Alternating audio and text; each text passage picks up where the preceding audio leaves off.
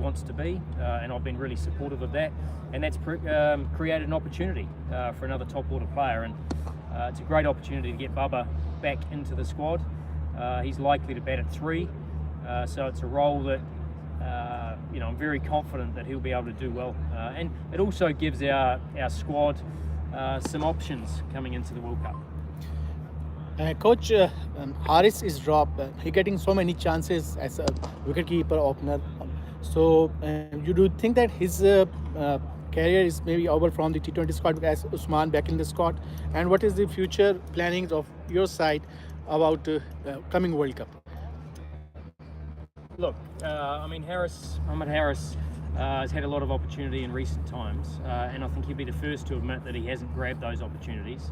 But he's still young, and he's still very much a developing player. So I certainly would never say his career is over. What I'd say is certainly has to work a lot around the decision making with the bat, and even domestically. He averages 17 in domestic cricket with the bat and T20. So that's an area. It's pretty much the same in international cricket. So that's somewhere where he needs to improve to come back and force his case back into the side.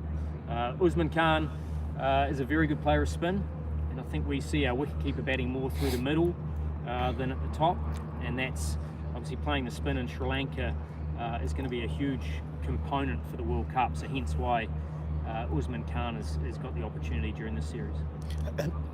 Coach, this is Asghar Ali Mubarak, Daily Mail, Islamabad. We have seen that South Africa has lost their match against Namibia last week, and their team is some new guy, and Pakistan is very experienced. Pakistan last 7 match has been won against South Africa in 11, and their track record is 24 matches, 12 South Africa and 12 is Pakistan. What are you saying? This series will be against Pakistan? Oh look, the side is very different than what played against Namibia. There are a lot of South African players that played, that are different than that squad. So I don't think we're going to read too much into that. Obviously Ferreira captained it, so we get a little bit of a glance into how he might operate, but certainly a different bowling unit. Look, the squad that South Africa put together is dangerous, very dangerous T20 side. And I think in T20s, if you can make your side up of players that can win the game on their own, then you're very wary of that. But we're aware of what they offer, but we also have to focus on us and our preparation heading into the World Cup. We've won 15 of our last 21 games in T20 cricket. We're certainly moving up the world rankings, but we've still got plenty to do. Coach, Pakistan has choked in last Test Championship. Pakistan has choked in 5 Test matches. Pakistan was winning and ending up in losing. Same happened in Asia Cup in Dubai in T20 matches. So what are you doing to cope up with this situation? Pakistani team gets a good start but end up in losing these matches. Yeah, look, I won't comment on the Test side at the moment. I'm not involved in that, and I certainly wouldn't say that Pakistan have choked in any game. So, as I said, we've won 15 of our last 21 games. We got ourselves in a good position in the Asia Cup final, and we weren't able to grab that, and that was disappointing. But we also realise that's against a very good side who's currently ranked number 1 in the world, and we're not quite there yet. And it exposed some areas we need to improve. We talk about that playing spin through the middle. We've made a few little changes there, and we're hoping to show some improvement on that in this series. Mike, 4 months to go for the World Cup. Where do you see Pakistan staked up for the World Cup in terms of final 15? Oh, look, I think we've got the majority of those players firmed up, but still some competition for places without doubt. The spin bowling, we've got competition for that. Obviously, we've brought in Usman Tariq. Sufyan Mukim is still very much in our thinking, and he's been sent back to first-class cricket. In fact, disappointed he didn't play this first-class game because he needs to keep developing his game, but he's very much in our thinking.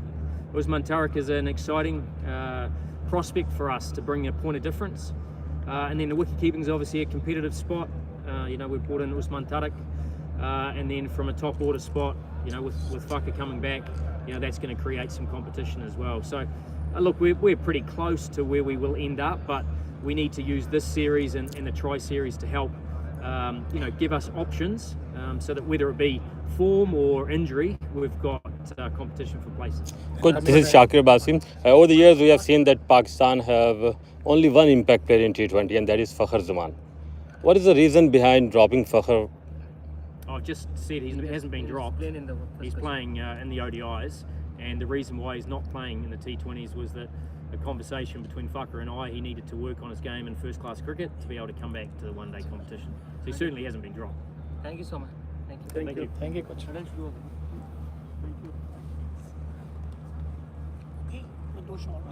Shot लेकिन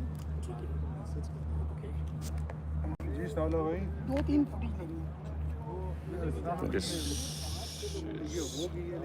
is the press conference of the Pakistan white ball cricket team captain, coach Mike Hesson.